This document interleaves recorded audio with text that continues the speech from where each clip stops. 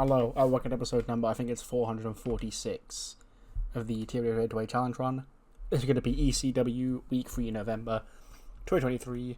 It's the go-home show for Survivor Series. You know, ECW does have a presence on this pay-per-view. It didn't at Cyber Sunday, but it does this time. We've got two triple threat matches. The first being Roman Reigns and Warden both challenging Dolph Ziggler for the ECW World Championship. The other being Braun Strowman defending the ECW Television Championship against both CSJ and Dudley Davis. And yeah, we've got a big show here tonight as well. Two tag team championship matches. The men's ECW tag team championships will be defended in the opening match as the Hurt Business's Damon, Kemp and Ronnie Hughes defend against Kylo, Riley the God and Rovic Strong. And the women's tag team championship, which technically is the main event match, but the actual main event segment is the face-to-face with Ziggler, Warden and Roman, is the Ichiban duo of Aoi Maikawa and Yoko Uehara challenging Zelina Vega and Saray of My Wrestling Academia for the Women's Tag Team Championships. Without any more further ado, though, let's jump straight into tonight's go-home show. Of course, this Kyle O'Reilly match here gets a blue rating. The God does indeed strike again. But unfortunately for him, he does come up short because the Hurt Business, Damon, Kemp and Ronnie Hughes defeat Kyle O'Reilly and Rovic Strong in 7:35 when Damon Kemp submits Roddy. And the Hurt Business make first number 2 of the ECW Tag Team titles. 84 for Ronnie Hughes, holy shit. 73 for Damon Kemp. They've really...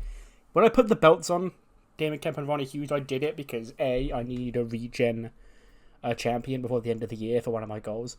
And B, they needed a win because the Hurt Business are... I will take full responsibility. They've never really been like the force they should be, so I thought giving them the ECW belts would help that. But at the time they did it, they were only scoring like, I think Damon Kemp specifically was in like the 40s and 50s, and Ronnie Hughes was at like 70s. But they've already come along in stride since winning these belts, so like they're stepping up. 84 for Ronnie, 73 for Damon Kemp, 69 for Rovic Strong, which, you know, woof. And of course, the match carried by the God Kyle O'Reilly getting a 95. Rovic Strong, I'm assuming, is on heavy decline. Yeah, he is declining here. And Kyle O'Reilly the God keeps on doing Kyle O'Reilly the God things. And there's a TV championship division that seems to be opening up, so, you know, this team may not be long for this world. But yeah, Hurt Business does retain. We then get a backstage interview. McKenzie Mitchell is with the ECW Women's Champion, Julia. He says, Julia, last week you defeated Blair Davenport in the main event of ECW, you know, the latest name to step up and challenge you for your championship, and you put her down. And, you know, there's been a lot of challenges here on ECW. You got women all over the show. You got Hikaru Shida, Liv Morgan, who've beaten both of those already. You got girls like Shotzi. You've got Blair Davenport again. You got Gigi Dolan, JC Jane. You got Next Gen. And then Cora Jade walks in and he goes, oh, McKenzie. You keep on rattling off all these names here, but one thing I didn't hear you mention was mine. Because, you know, I'm not only the future of ECW, I'm also the present. And last week I embarrassed some idiot called Demoff. Okay, these people seem to like her, which is how I know she's unintelligent. And I see Julia here. She seems to be running away and ducking me. And the whole time since Cora's walked in, Julia's sort of like been on her phone. Like not even really paying attention to what Cora's saying. And Cora just goes, hello, champ. I'm talking to you, okay? Is what's on your phone more important than me? She just sort of looks down, chuckles and goes, yeah, it is actually. I've got to go. And she just walks off. Cora goes, what's her problem, huh? Well, what could be more important than being on your show, defending your business as the champion? We then cut back. Kyle O'Reilly the God is storming through the hallway. And we hear him. He's not happy with the defeat. And from behind him, we hear Rovic Strong catch up to him. He goes, Kyle! Kyle! Kyle! He goes, what you doing, buddy? He goes, Roddy, look. You know, this whole Undisputed Era thing, you know, it's been great. But, you know, when I left the stable and I beat Adam Cole at WrestleMania, my career was supposed to be skyrocketing. Okay. Now he's walking around, he's got his own group back. Bobby, he got taken care of by Solo Sikoa on SmackDown. it just leaves us, Roddy, and quite frankly, like, I love you, you're my friend, but only one of us is really putting weight in here, so maybe it's best for both of us if we went our separate ways. And then Kyle O'Reilly walks off. He goes, "Hey, why'd you walk away from me? Kyle! Oh yeah. As I alluded to earlier on, this tag team may not be long for this world. Roderick Strong trying his hardest. He's shouting Kyle O'Reilly's name as loud as he can. But yeah, no one home. 71 rated match. Okay, I should have probably been better than this, but I guess Kushida and Liv have really taken a hit for some reason. Question mark. Apparently in a storyline that doesn't matter because I haven't updated the storyline in game for like 6 months. But Birds of Prey do beat Liv for battle. Lyra Valkyria pins Liv Morgan with the guillotine in 12:24. 65 for Killer Kelly, 65 for Lyra Valkyria, 73 for Shida, and a 70 for Liv. So, they promised a reset last week. Things haven't been going their way in tag team action recently. And that continues tonight because it is the Birds of Prey who pick up the win, over for the former women's tag team champions here at night. In something of an upset, you could say. Buddy Murphy vignette. He's talking about Zergis once again. And he goes, Zergis, you're a big scary dragon. You know what? I like that though. Because taking a man like you down, it means that I get to prove myself as one of the toughest SOBs here on ECW. Now, we're one apiece here. And I can't think of a better way than to settle the score between us two. So I'm coming for you, Zergis. Next week, it's going to be me and you one more time. I say we up the ante, we make it 2 out of 3 falls. See you there. So yeah, big statement from Buddy Murphy. Next week, challenging Zergis to 2 out of 3 falls. They do have 1 win apiece over each other. It feels like the natural blow-off to see who can get 2 more. We then see, like, a camera footage. Like, we see a camera get booted up, and it's like looking outside someone's house. And we hear the woman whispering behind the camera. She goes, "This is the home, okay?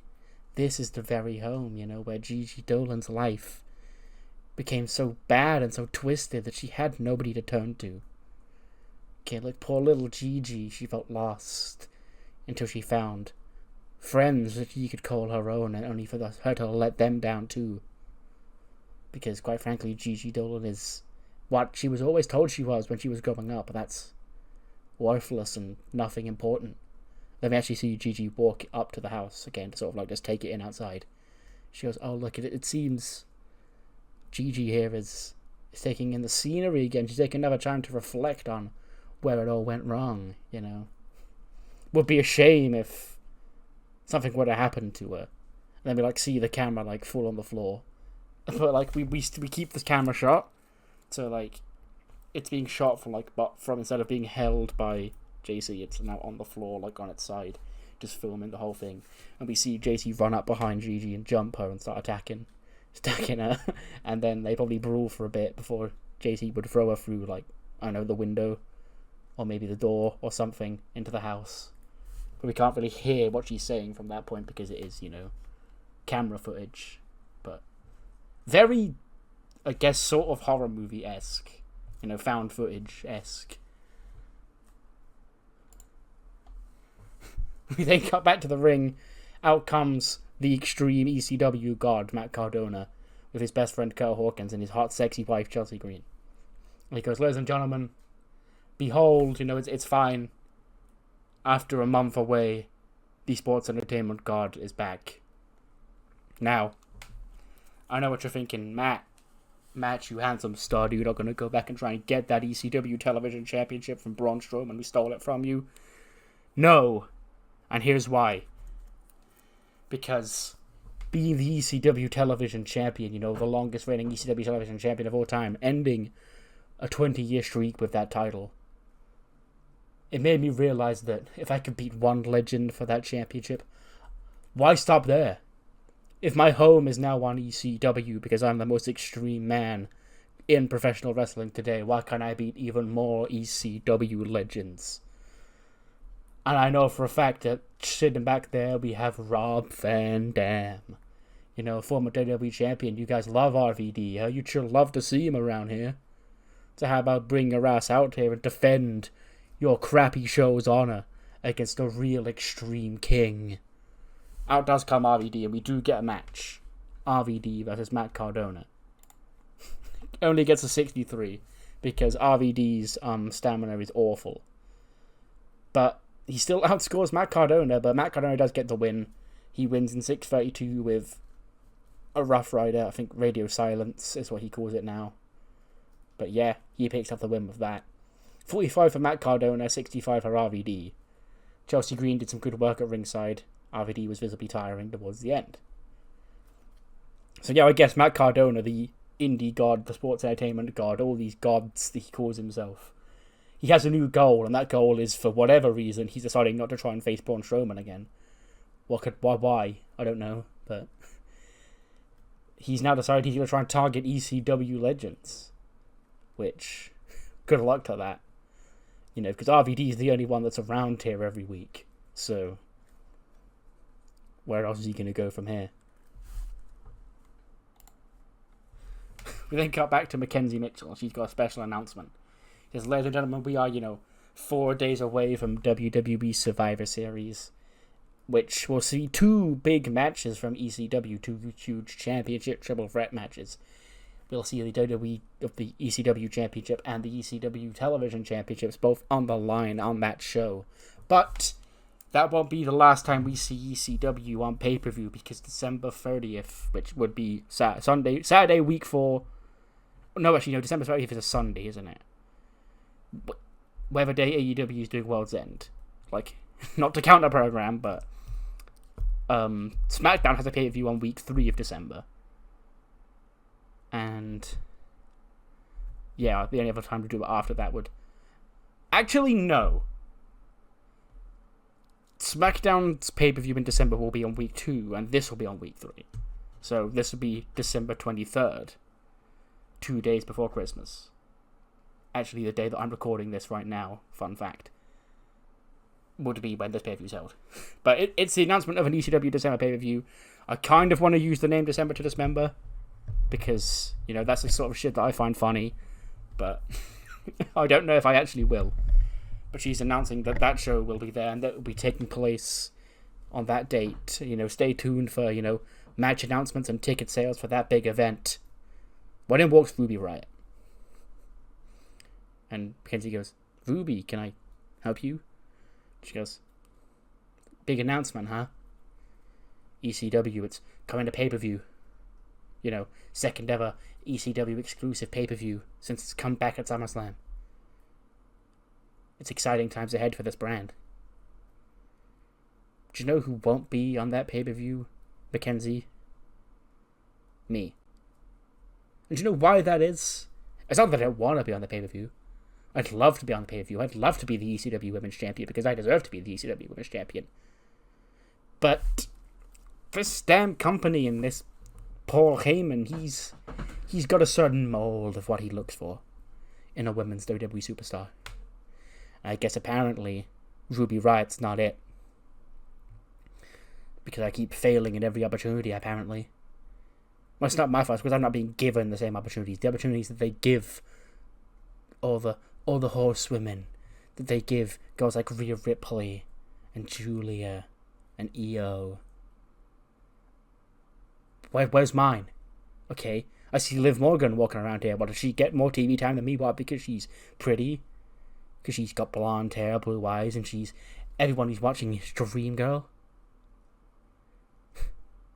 Is that what we've been reduced to here on ECW?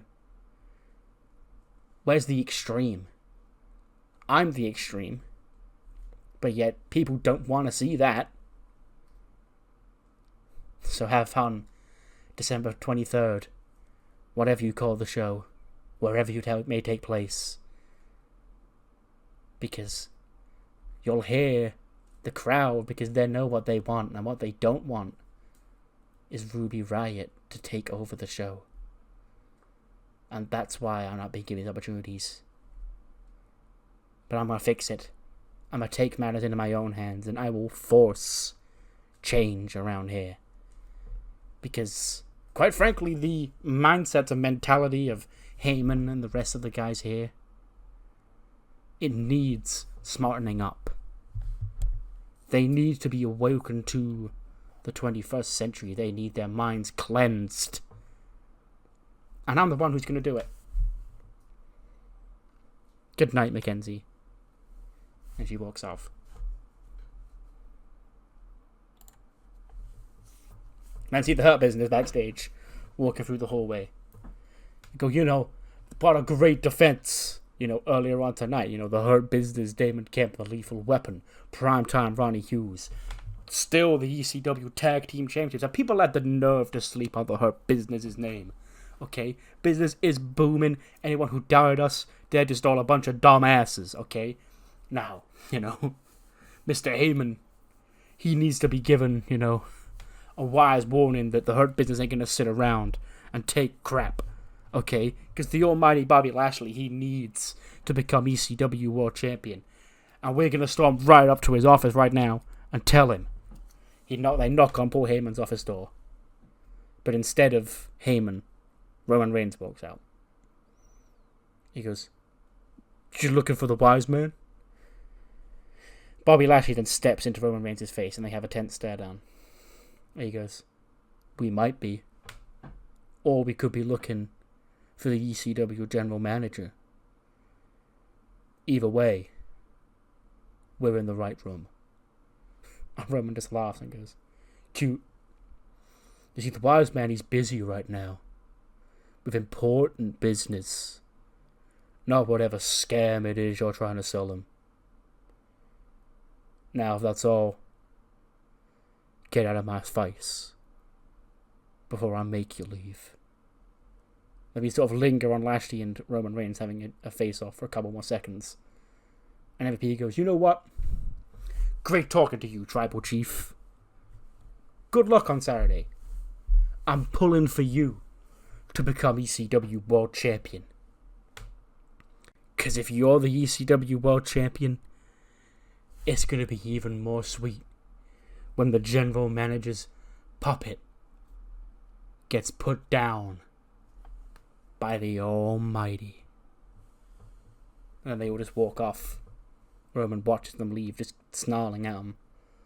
Slams the door shut as he re-enters the locker room. 79. I'll take that. Operation Make Andrade Happy Again continues. He gets a win over Ken Cabain of the Grand Jury here. He pins him in 12:59 with a hammerlock DDT. 77 for Andrade, 70 for Ken. 79 for the match, which is pretty good considering, I think Andrade should be scoring better than this, but I think one of his penalizations will be that, he's got... Oh, apparently Ken Cabain has low morale as well. He's only, I guess, annoyed, but Andrade's furious. So, he's not in any danger of requesting his release. So, he's not the one I'm trying to make happy. But then after the match, it is a 3-on-1 assault. Andrade is jumped by Damian Priest and Emerson Frost as well, as the 3 members of the Grand Jury lay him out. Yeah. Andrade's found himself in a bit of a pickle here. Oh! Okay. I had this as the main event. I was like, that's probably going to get in the 70s. Come here. It's not going to be that good, but it's fine. It's a title match. Oh no, this gets an 83. I should have understood because Zelina is a star in the game. And Ali Maikawa is always scoring really good. And I think Yoko's got decent momentum now, so her rating's also up. And Saraya is playing catch-up in terms of popularity. But it is a victory. Sensei is out there, at ringside. I guess because Cruiserweight Championship, they can float over here. Yeah. And of course, Sensei being at ringside. I was going to say outnumbers, but I don't think that's the case because I do think Meiko was available today. So I guess she'd be out there with Aoi and Yoko as well. But Zelina and Saray do win. Zelina pinned Yoko Ihara with a cutter in 11:51. 79 for Zelina, 73 for Saray, 76 for Yoko, and 83 for Aoi. Yeah, pretty good main event, which now does confirm, because I announced it on SmackDown, but forgot I had this title match, that it will be Saray and Zelina defending against Piper Niven and Tegan Nox of Queendom on SmackDown. That huge episode of SmackDown. We'll have a women's tag team title match on it. Next week, though, we have ECW, and obviously we don't know the fallout of Survivor Series yet, but 2 matches we do know will be taking place. One is this, Gigi Dolan, JC Jane, their first time ever one-on-one in singles action. After we saw JC jump her at her old family home. And, Gigi Dolan has invited her brother to be in the crowd front row for that match, so we'll see how that goes. And also we saw that Buddy Bloody Murphy has demanded a challenge, 2 out of 3 falls accepted by Zergus, as they need to bring their rivalry to a head. See who can score the most, well not the most, 2 out of 3 falls next week on ECW.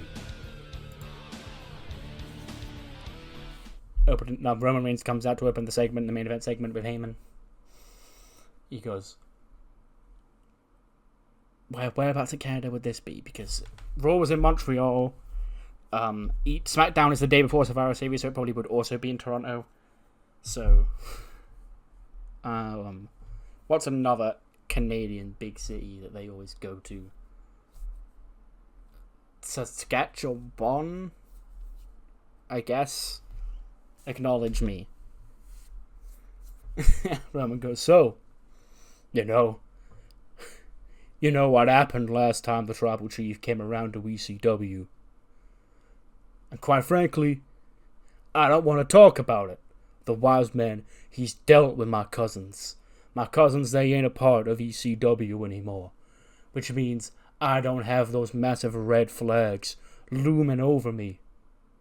Because the only reason the bloodline came up short was because of my cousins. Jimmy and Jay, they didn't even win that tournament to become the tag team champions, and then they had the nerve to screw me.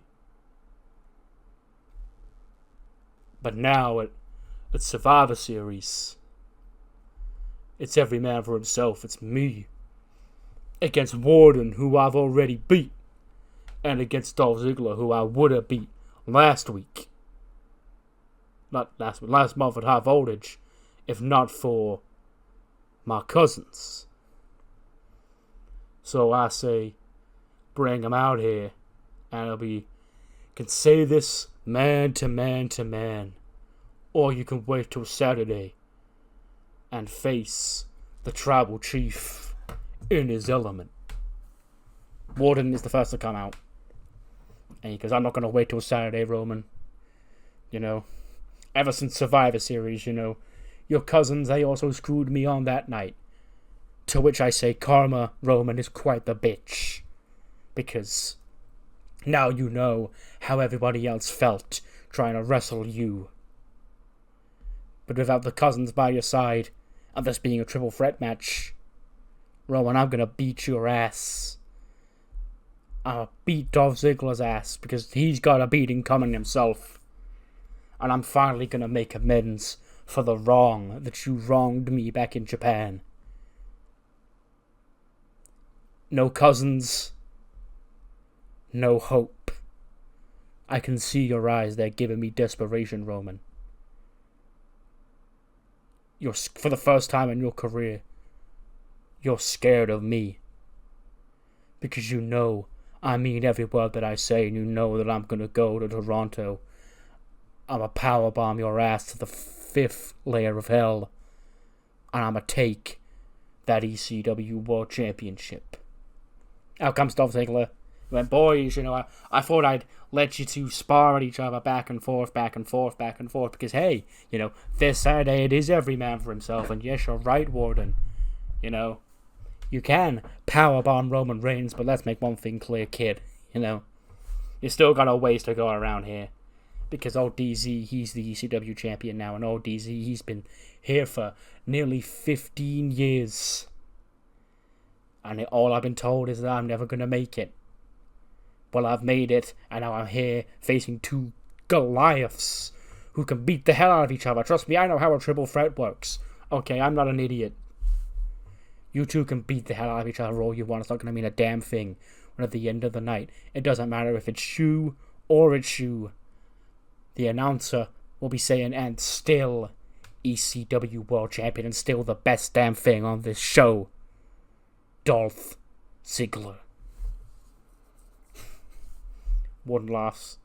Because Dolph, you know, I still owe you from 2 weeks ago when you kicked me in the face.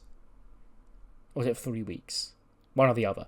That last match where, you know, Warden got pinned by Damian Priest. I think it was 3 weeks ago, because it was the first show after the pay-per-view. So, this Saturday, I might give the Tribal Chief a night off. Because I can beat him without even beating him. Because I can beat your ass and take your title as well. And Roman Reigns, he just there laughs in the background, goes, no, go on, good. You know, you got a lot of animosity between the two of y'all, you know. You better knock it out of each other. Because none of that's going to be resolved after Survivor Series, because you don't really resolve any animosity when I smash both of y'all. I'ma line you up, put you both down, stack you both up, and get referee's gonna count 1, 2, 3, and I will once again claim my rightful spot at the head of the table. And at that point on, you and everybody watching at home will have no choice but to once again acknowledge. Bang! Super kick. Dolph Ziggler super kicks Roman Reigns. And he turns around. Warden drops Dolph Ziggler with a big clothesline. He gets Dolph up for a powerbomb. He powerbombs Dolph Ziggler. He powerbombs Dolph Ziggler twice. And he gets him up for a third powerbomb, but Roman spears him.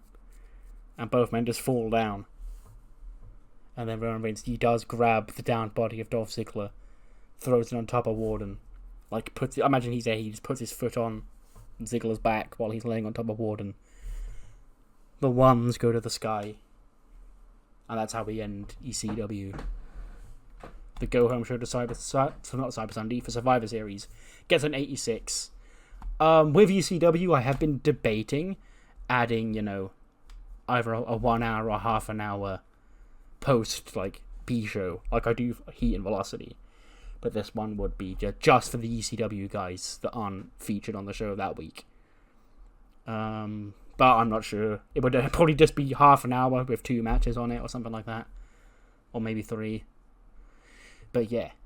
I'm not sure if I'm going to do it yet, but it's an idea that I thought of. Anyway, what matters more is what you thought of the show. Do let me know what you thought in the comments below. And I'll see you next time for SmackDown's Go Home Show to Survivor Series, which is a huge show featuring a Money in the Bank cash-in match.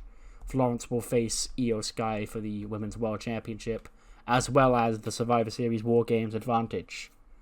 See you then.